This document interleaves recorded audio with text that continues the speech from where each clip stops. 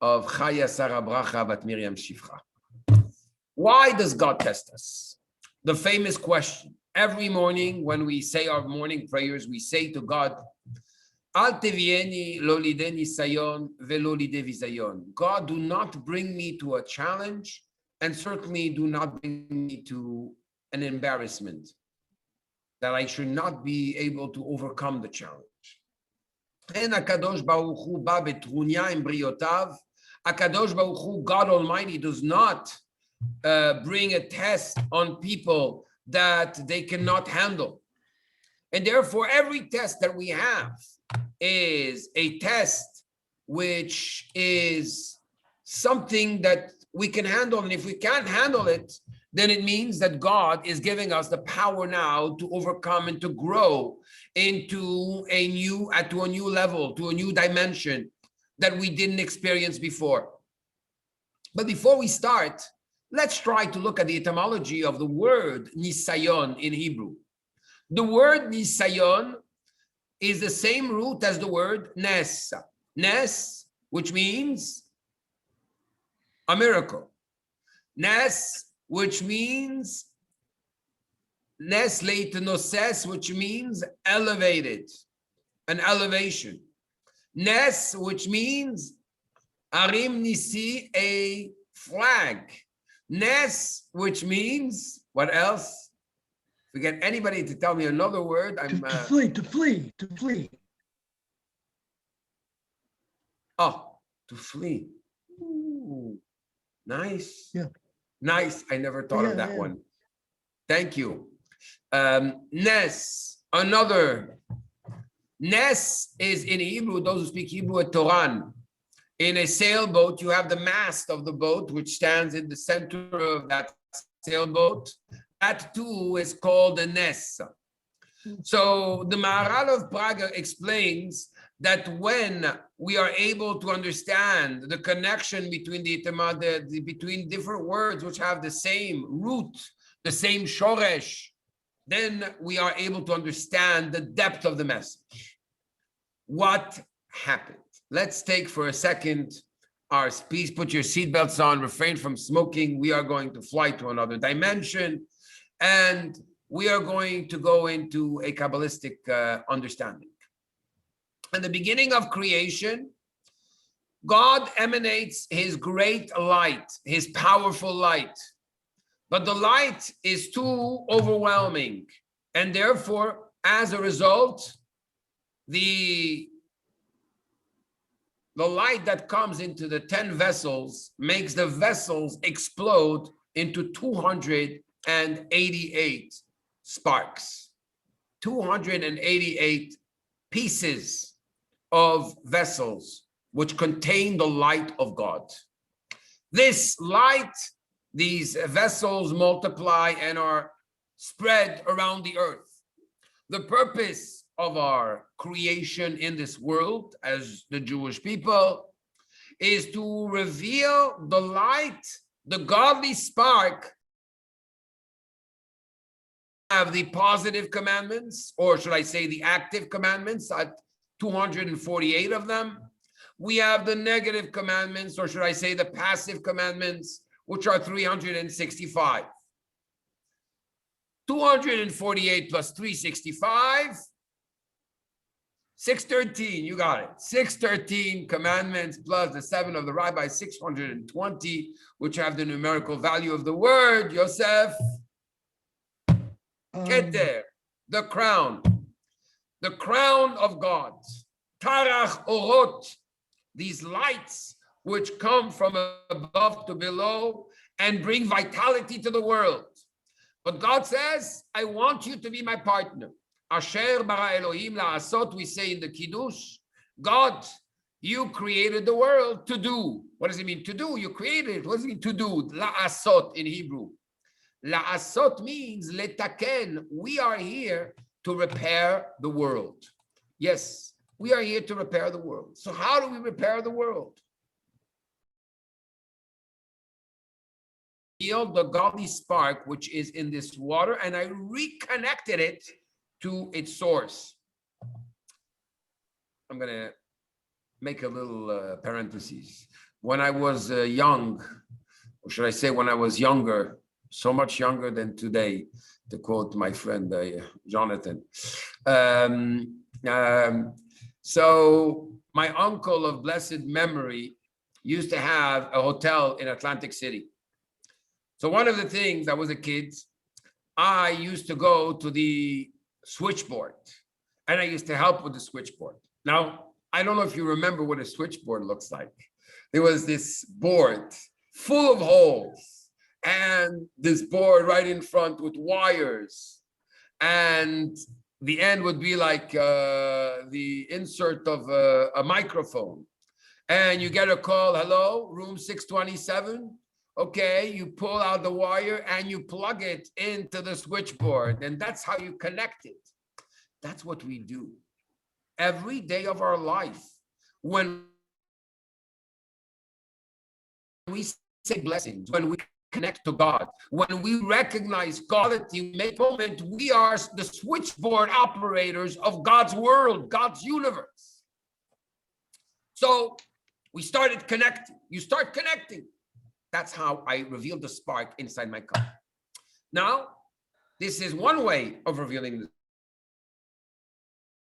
spark. Another positive commandment, for example, substitute non-kosher animal, first of all, has to be kosher. But besides that, you have to slaughter it in a kosher way, which means it's not like this mass, these animals which go and are shot in the head and then given electric shocks so the veins explode and then the meat shelf value stays red the whole time as much as possible, so people think they're buying fresh meat when it's not that fresh. That's not what we're doing. We should most of the suffer.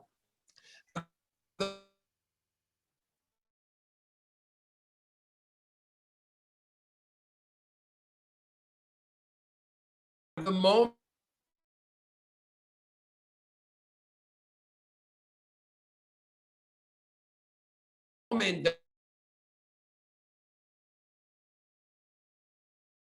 that you slaughter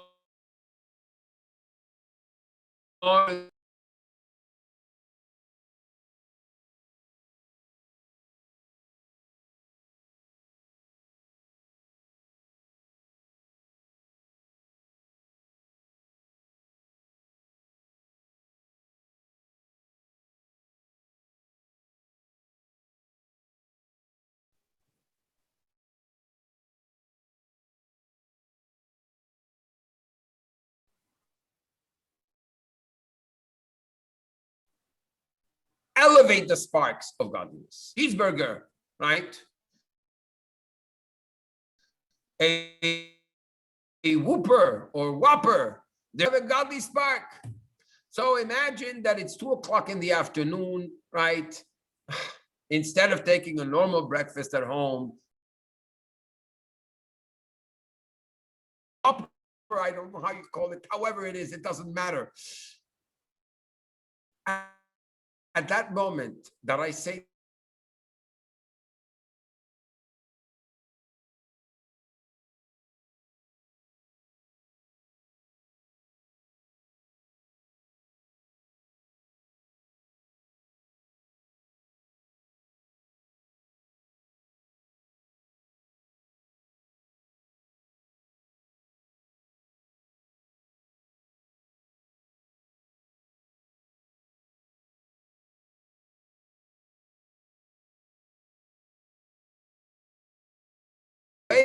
to elevate the sparks is either in active way or in a passive way.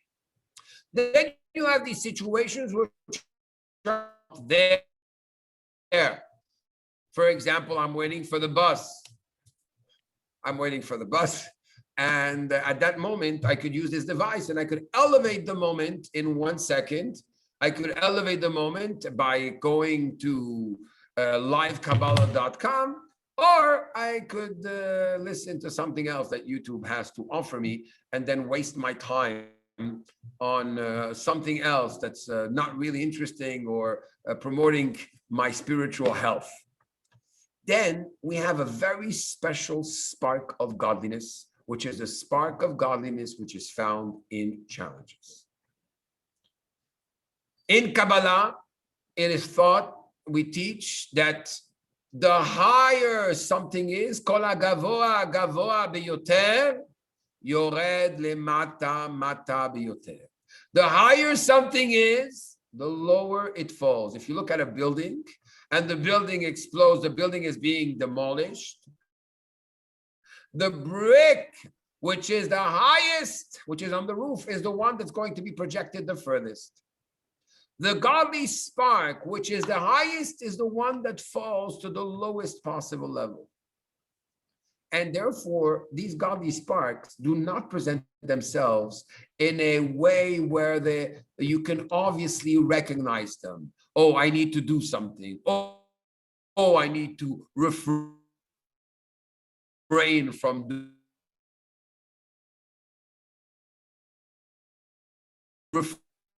doing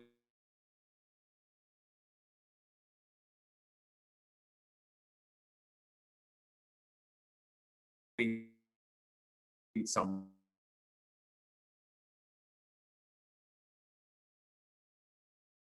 Refrain from something.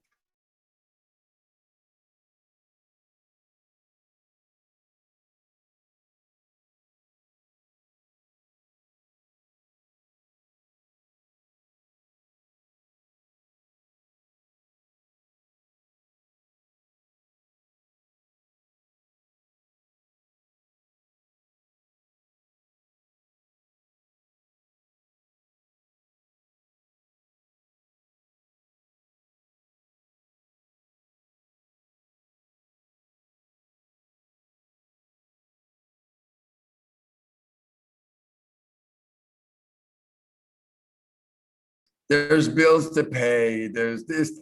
It's okay. The world is good. Joke about it, Let's not take life seriously, which I try not to.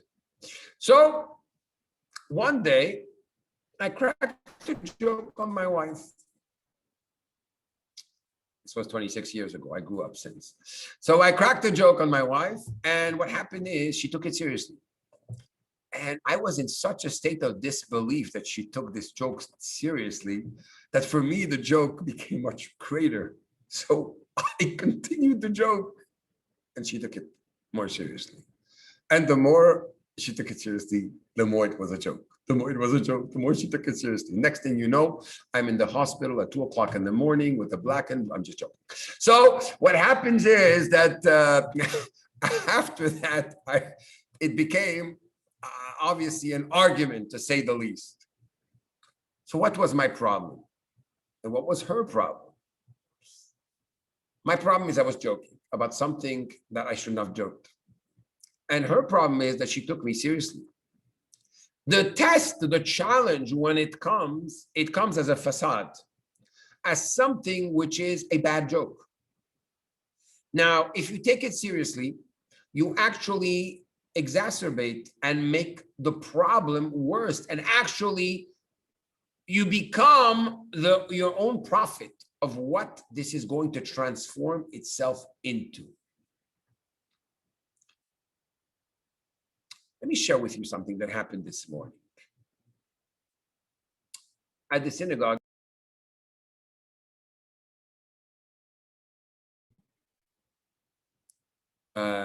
Walking and ringing or knocking at the door or trying to open it or trying the code when they go through. There's this gentleman that's been here for a few days. He's an out-of-towner. And this morning I took out the lock mechanism of my door so that anybody can just come in and come out. I see what's happening on the cameras anyways. And I see him standing there. The door is open, but his mind is so set on the fact that he has to put that code and he doesn't know it.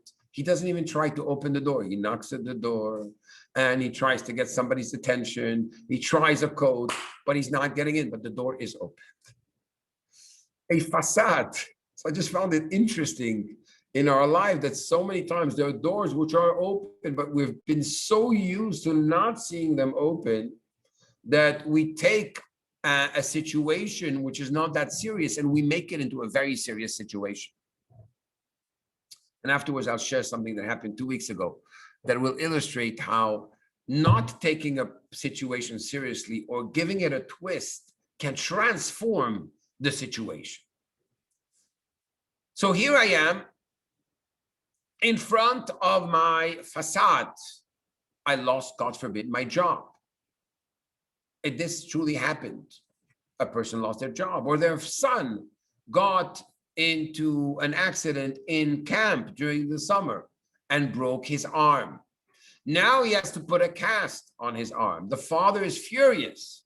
And one Tuesday morning, his wife tells him, I'm sorry, you're going to have to take our son to take off the cast. He said, what do you mean? Tuesday morning, I'm so busy, I cannot do this.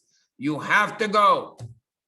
I have no choice. I can't be taking the kids. Somebody's going to have to take him. And the only appointment they had is 9 o'clock in the morning. You have to go. The father is furious. This is a true story. He brings his son to take off the cast. And obviously he's going to be late at work. And he only is able to finish his appointment with his son at 10 a.m. As he's heading back to work, he realizes that the office where he worked has been bombed. He used to work in the Twin Towers, and he's been saved. This is what David HaMelech says, Mishpetei Hashem emet, the justices of God are true. Sadeku yachdav, they are righteous together. What does that mean? Every justice of Hashem is true. I don't understand it. When do I understand it? When I get the whole picture together of what happened when he broke his arm, what happened when I had to take off the cast, and so on and so forth. Today, I don't understand what's happening. Tomorrow, I might, yes, or I might never understand what's happening. But I am human, and because I'm human, I am limited to a certain level of understanding and to a limited understanding in time. And that's the number one thing I need to know. My question now is, in front of this facade, in front of this challenge, what else to do? Am I not to take things seriously? What needs to change? So the subtitle of my book, To Be or To Become, is Develop the Power of Positive Perspective. I personally believe that the perspective, the way you're going to look at the situation, has an influence on the situation. If I am able to focus on one point of the situation, everything changes. He says, what's my mission here? And he takes care of two anti-Semites, which don't care about him. And he asks them, why are you feeling bad today? And that's how he's eventually going to go out of jail. That's the mentality. There's something happening right now. Is there something good? Is there something good? So I'm going to share with you what happened 2 weeks ago. 2 weeks ago, my dear friends, my synagogue is in a hotel. The place that you see behind me used to be a nightclub, a very popular one. And so we made it from a club of darkness to a club of light, of godly light, where we dance every Friday night instead of Saturday Night Live. We have Friday Night Live here around the Bima on Lechadodi. So as I was going down the ramp of the hotel where my synagogue is, a valet came up to me, and it was raining, so he came up very kindly with his umbrella. And he led me on a place that was a little more slippery. I slipped, and with the whole power, I fell on my left elbow. Very painful. In no time, my elbow was very big. I had a big elbow. So I put on my tefillin, and then it started being really painful.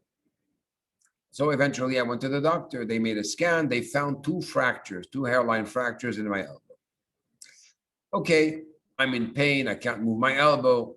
The doctor tells me, Rabbi, you have to put on a cast.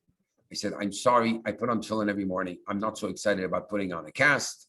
Okay, I'm not saying do not do what I'm telling you, what I did, but I told him I don't want to put on a cast. Besides that, I go to the mikveh every morning, so I'm not interested in putting on a cast.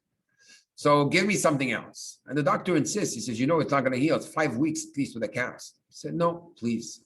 He gives me a splint. So I'm wearing the splint like this. And I went there for an MRI for my head because my head was buzzing. And thank God I realized I have a brain. I should use it more often. And then I found so then they sent me for an MRI on my elbow. Meanwhile, people are asking me, Rabbi, how do you feel? It's so terrible. He says, what terrible? This is the biggest blessing I've ever gotten in my life. You're in pain. How could you say it's the biggest blessing? I said, I'm going to tell you, it's a big blessing for 2 reasons.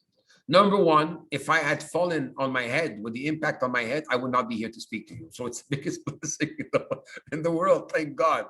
Besides that, there's another thing that's happening.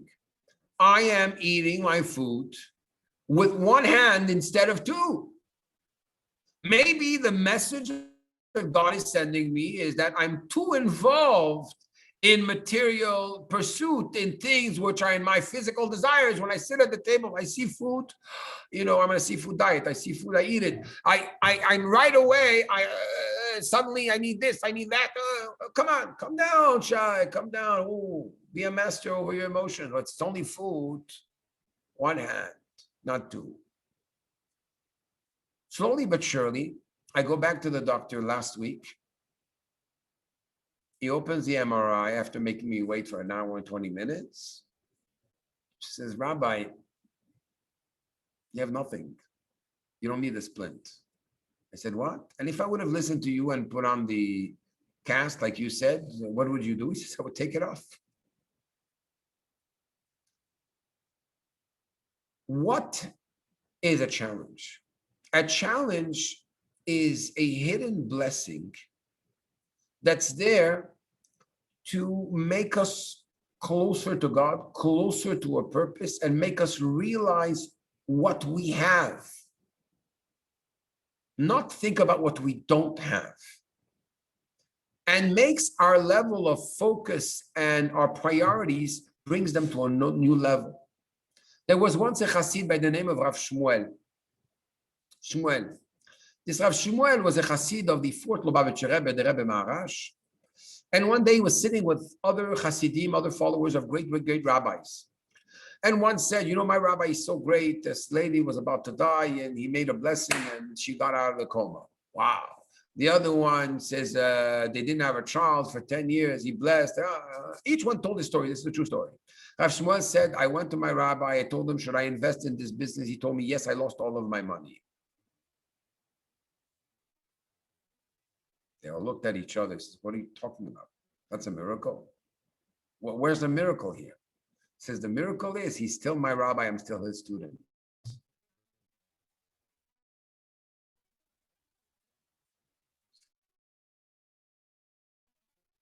The end of the story is says if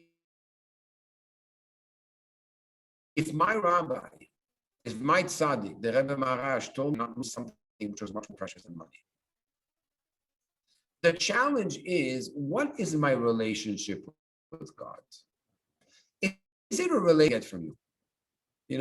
Many times our kids, when you get that call from your child, it's in yeshiva or in school, hi, daddy, how are you doing? I didn't hear from you for a week and a half. What happened? Do you need money?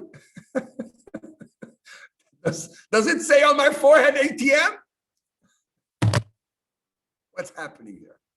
What's my relationship? And actually, we just saw in the Parsha yesterday, God says, you know what? I'm going to erase this nation. I don't want them. He says, no, erase me. I'm going to send you some subordinate. I'm going to send you the angel Matat, and he'll take care of you guys. And then Moses argues, well, what happened over there? What was the discussion? He says, no, we want you, God. What was the discussion? Imagine for a second you have a father that's a CEO of a big company, owns a company. And he says to his son, you know what, my son, you did something terrible. From now on, you want to talk to me, speak to my right-hand man, Jack Goldstein.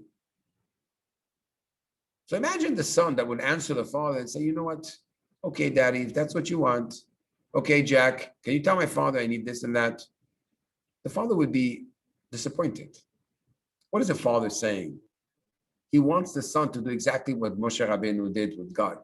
He says, no, God, we don't want no angels. We don't want no, I want you. You think I care about this or that? I just want a relationship with you. At the moment that a person is in a challenge, is in a situation of challenge, this is the moment you can't go to the right, you can't go to the left, you can't go front, you can't go back. You need to elevate yourself. And suddenly change your perspective and say, you know what? I am going to really awaken within me bitachon. I'm going to awaken the trust inside of me and understand that God is my source of blessing. Just like it says in Shara Bitachon, in the gate of trust, that when I trust, imagine I trust, imagine I'm a very, very powerful man. And I know lawyers and politicians and I know doctors. At the end of the day, with all the powers, everybody is limited. God is not limited to doing things exactly the way you think they need to be done. God now, that's very difficult because the only way I can rejoice is if I'm able to, so to say, become blind to what's happening and open my vision now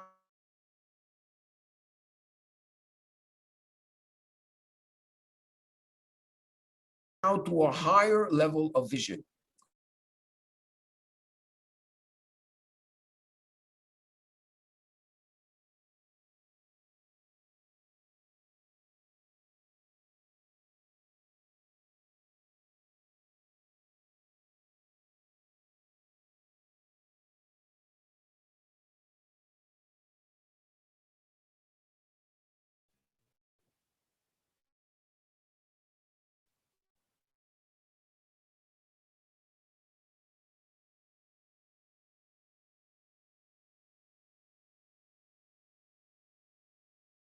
You know what?